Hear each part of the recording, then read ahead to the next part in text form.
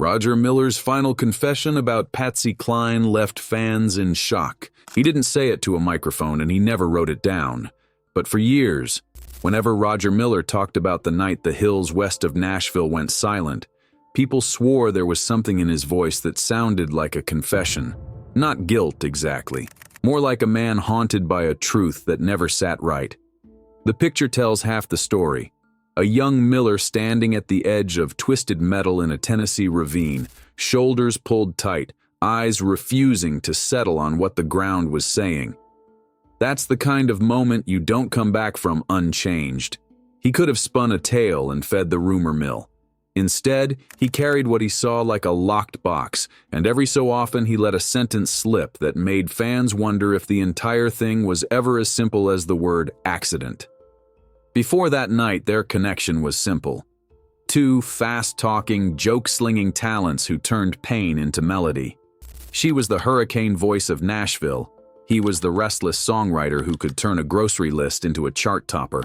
Around studio hallways, they traded wisecracks and respect. He watched her bowl over rooms with a grin and a torch song. She saw the kid with the lightning pen who refused to be ordinary.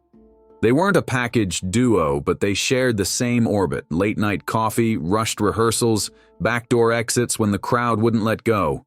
He told people she could turn a rehearsal into a show by snapping her fingers, and he meant it. The awe in his tone never dimmed. March 3rd, 1963 felt like any other Sunday on paper. A benefit in Kansas City. 3 shows, a long handshake line, a crowd that didn't want to go home. She closed with a tune that sounded like victory and farewell in the same breath. The storm systems didn't care. By March 5th, the road back to Nashville was a corridor of rough air, low ceiling, and bad choices. Inside the little Piper, there was a manager who loved his family, 2 Opry stars with more dates on the calendar, and a singer everyone thought was just getting started. The last refuel was a crossroads disguised as routine. Look at the sky, ask the questions, make the call. Some nights, home pulls harder than prudence. No distress call. No last words over the radio. Just a flash in the clouds, a hard angle nobody comes back from. And then silence under the trees. In town, phones rang until operators begged people to stop. At Cornelia Fort, the runway lights burned all night for ghosts that never arrived. Every minute that passed turned hope into doubt, and doubt into a dread nobody wanted to name. Roger was in Nashville when the rumors hardened. He didn't sit still. He grabbed a friend, hit the road before sunrise, and aimed for the kind of backcountry where news spreads slower than sirens. He didn't bring heroic speeches. He brought adrenaline and a prayer. What he found, he only ever described in short, broken pictures. A small rise in the woods, a scatter of debris like torn sheet music, and a sudden, sick certainty that the music had stopped. He'd later say the plane was nose down. He didn't dwell on what that meant. He talked about the quiet, how even the birds sounded cautious, how a person can stand a foot from history and feel smaller than a shadow. That's what people don't understand about so-called final confessions. Sometimes they aren't a single sentence. Sometimes they're years of refusing to look at a certain road when you drive past, or changing the subject when a melody reminds you where you were standing. Roger's confession was less about a secret plot and more about a man who believed deep down that what took Patsy wasn't random. Not a shadowy figure or midnight sabotage. He wasn't that kind of storyteller. He was a realist with a poet's ear. What he would confess, when pressed, was colder than scandal. A chain of ordinary decisions lining up like dominoes toward an end nobody imagined in the moment. In the days after, he went back to the site with others. Cameras froze him in that awful posture. A friend who looked like he might bolt if someone said her name out loud. Reporters tried to bait him into theories. He refused. The simple facts were bad enough. The pilot didn't have the rating for that kind of sky. The wind was angry. The clouds sat low like a lid. Yet even saying those things felt like blaming the wrong character. He couldn't bring himself to point a finger at a man who also never made it home. So he kept the language spare. He would talk about conditions, not culprits. He was careful with judgment because judgment doesn't resurrect anyone, but grief is terrible at staying quiet. It travels through bars and buses, retold between verses. People remembered what he said in little bits, how the woods felt muffled, how there were no survivors to comfort, how the quiet afterward sounded like the world holding its breath. They remembered how he always stopped short of talking about the bodies. He never used the words that newspaper writers reach for. He wouldn't give the moment to anyone's curiosity. He protected it, and because he protected it, fans tried to read the silence like a code. They wanted a twist. He offered weight. Roger didn't feed them, he wrote. In the months that followed, he flung himself into songs that kept moving even when the heart wanted to sit down in the dust. Humor became a lifeline. When he sang about trains and drifters and a road that never judges, some people heard a man outrunning a night he couldn't rewrite. Friends say he kept a private ritual. If her name came up, he smiled first, and then he let the smile fade before it turned into a sentence. He would talk about her voice, not the crash. He would tell you how she could own a room in 3 syllables. Then he would change the subject and ask about your family. There was a story he shared more than once about their last ordinary conversation. Nothing dramatic, no grand farewell, just working talk, joking talk, 2 pros comparing notes while the world wanted autographs. That's the part that stings harder than a headline. Most goodbyes don't announce themselves. They hide in the routine. She was on her way to the next thing. He was already thinking about the next rhyme. Nobody was planning to be a cautionary tale. As the years stacked up, the photograph of Roger at the site floated back into circulation. Magazines, fan boards, anniversary posts. People studied his face like it was a map to a lost explanation.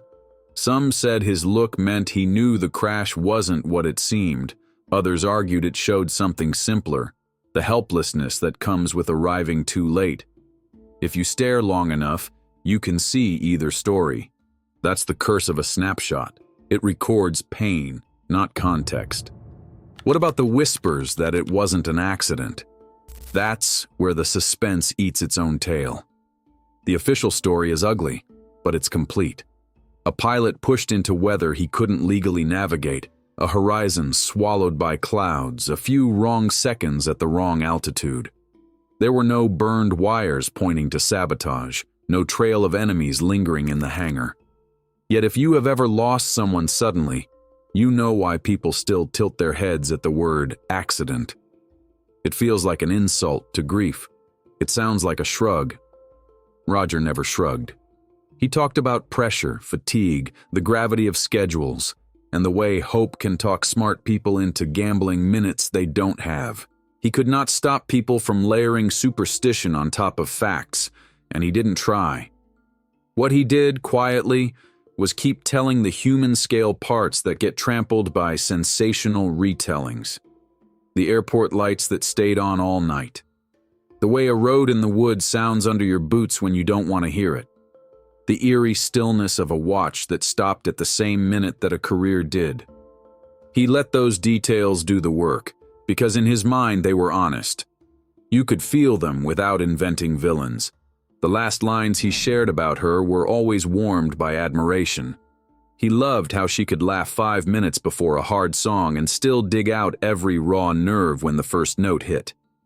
He loved that she treated newcomers like colleagues, not competition.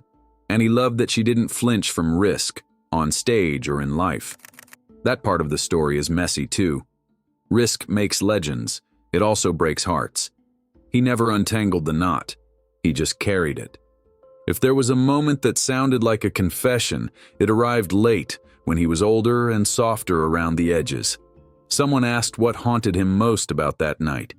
He didn't mention the weather. He didn't mention the pilot. He said it was the feeling of standing a foot from something final and realizing there was nothing left to do that would help. In that sense, he said, it wasn't an accident at all.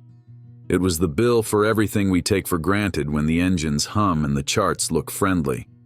The words landed like a gavel, not because they exposed a new villain, but because they named the thing nobody wants to admit. inevitability built from impatience. He visited the memorial more than once, always on his own time, without a crowd. Locals say he would park half a mile away and walk, as if the path itself were part of the conversation. He left no notes. He didn't sign the rock, he just stood under the trees and listened. Whether he heard the past or only his own heartbeat didn't matter. The point was to show up where the world stopped. To act like paying respect is a verb. Years later, new listeners stumbled across that old photo and asked the same questions. Did he know something? Did he say something? Here's the sober truth. He said plenty, just not in the gossip column way. He preserved the pieces that actually explain how a bright life disappears: time pressure, loyalty, optimism, weather. He refused to offer easy villains because he lived with the harder reality that chance and choice can shake hands in the worst possible moment. That refusal is its own kind of courage. There's a natural urge to demand a twist ending, maybe a hidden recording, maybe a letter discovered in a box, maybe a stranger who steps forward with a key that unlocks the night. Those fantasies sell papers, they do not heal. What heals is telling the story without shortcuts. A singer poured herself into a benefit show. A small plane lifted off into a sky that looked passable until it wasn't. A friend went running through the woods, yelling names that would never answer, and then started the long, quiet work of living with the truth. If that sounds unsatisfying, think about the other way this could have gone. Imagine a rumor-hungry version of Roger Miller, throwing darts at the dark to see what sticks. He never did that. He protected Patsy's memory with the same careful instinct he used to protect a punchline from being told too soon. He understood that not every truth belongs to an audience. Some belong to the people who stood there, who felt the cold air, who made the calls, who drove home after dawn with the radio off because the silence was kinder than the news. So when fans say his final confession shocked them, they're usually talking about a sentence that wasn't flashy at all. He would look them in the eye and admit that what happened changed how he looked at schedules, at weather, at impatience, dressed up as bravery. He would admit that he saw how a handful of tiny decisions can line up like dominoes toward the unthinkable. He would admit that he wished they had turned around. None of that redeems the loss. It only acknowledges it in plain English, without the comfort of a villain. Maybe that's why his songs keep moving. They don't stay in one place long enough to calcify into myth. They carry the ache forward, make room for laughter without pretending the ache isn't there. That's how he kept her close, by writing life the way it feels, not the way a brochure tries to sell it. If you listen carefully, you can hear the night he won't describe living under the jokes and the rhymes. It gives them weight. It keeps them honest. In the end, there's no grand reveal, only a challenge. If you loved Patsy, don't argue with the sky. Respect it. Plan for it. Don't confuse confidence for immunity. If you loved Roger, learn from the way he guarded dignity in the face of curiosity. Let the rumor mill starve. Let the facts be enough, and let the unresolved pieces stay where they are, in the quiet. That quiet is not empty. It's where devotion lives when words aren't big enough. He never solved the mystery that people wanted him to solve, because the mystery wasn't mechanical. It was human. The why behind the decisions, the pull of home, the way a star's schedule can bully common sense, the way a friend can run through the dark and still arrive too late. That's the story he left us, not a thriller but a testimony. The hills remember, the trees remember.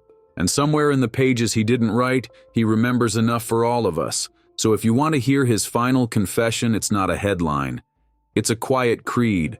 Flights aren't promises. Fame isn't armor. And love, when faced with loss, doesn't demand sensational answers. It shows up, stands still, and tells the truth it can bear. The rest stays in the woods, where he found it. He kept circling back to the plainest truth. She had been coming home from doing something kind, lending her name and voice to a benefit that paid someone else's bills. That's a detail he never let go of. It bothered him that good deeds don't come with seatbelts. It bothered him that schedules don't know mercy. Maybe that's why he bristled when people tried to turn that night into a ghost story. To him, the real jolt was colder, the way a chain of decisions can look reasonable in the moment and ruthless in the light of morning. You can call that fate if you want. He called it momentum. And momentum, he'd say, is the most unforgiving co-pilot in the world. He told friends that the weather reports everyone heard were the frustrating kind, the sort that leave a crack of optimism you can drive a truck through. Clearing here, patchy there, watch for turbulence.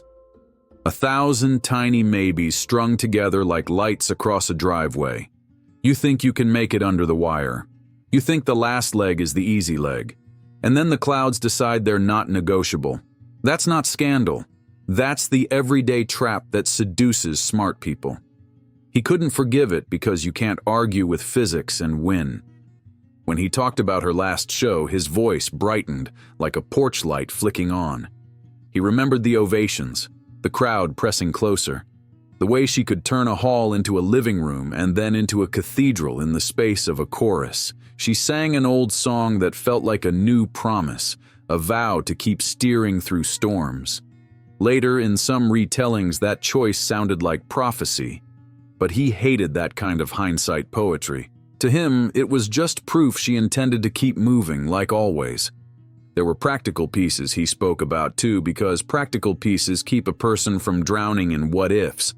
The runway lights that burned past midnight in Nashville, the calls piling up until the switchboards choked, the folks at home who couldn't sleep and wouldn't turn off their radios.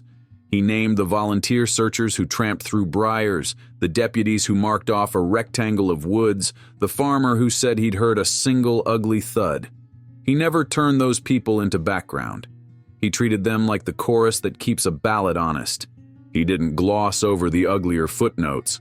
Strangers combed the crash site after the recovery, stuffing pockets with souvenirs and selling legend by the ounce. He found that part almost as hard to swallow as the impact itself. Grief had barely taken its first breath, and already the story was being parted out. He didn't shout about it in public. He just made a private decision. Memory wasn't merchandise. Whatever he'd seen, he would carry, not display. In interviews, you can watch him dodge the worst questions with humor and decency. He'd deflect with a quip, then aim the conversation back toward craft. If someone pushed, he might give a half-sentence, "I was there," and leave it hanging. Critics called that evasive. It was actually protective. He kept the focus on what she built, not how it ended. Fans who expected lurid detail left disappointed. Fans who listened closely heard a deeper loyalty, grief without spectacle. You can sketch the map of that night from official reports, but he traced it by feeling. He remembered the way a rural road looks right before dawn, the way headlights lose their nerve in fog. He remembered the sound the woods make when you stop calling a name because you know no one will answer. He remembered how a simple object, an earring caught in a seam, a scrap of cloth nobody should ever have to recognize, can turn the strongest person brittle. He filed all that under a heading he seldom said out loud: reasons to go gentler. He carried that gift to the end. When people asked what he missed most, he didn't rattle off accolades or chart peaks. He said he missed her timing, how she could pause a heartbeat before a word and make the whole room lean forward. That's what he chased in his work, the pause that pulls you closer, the pause that makes your next breath careful, the pause that reminds you that every chorus could be the last, so sing it like you mean it. He never confused bravery with ignoring the forecast.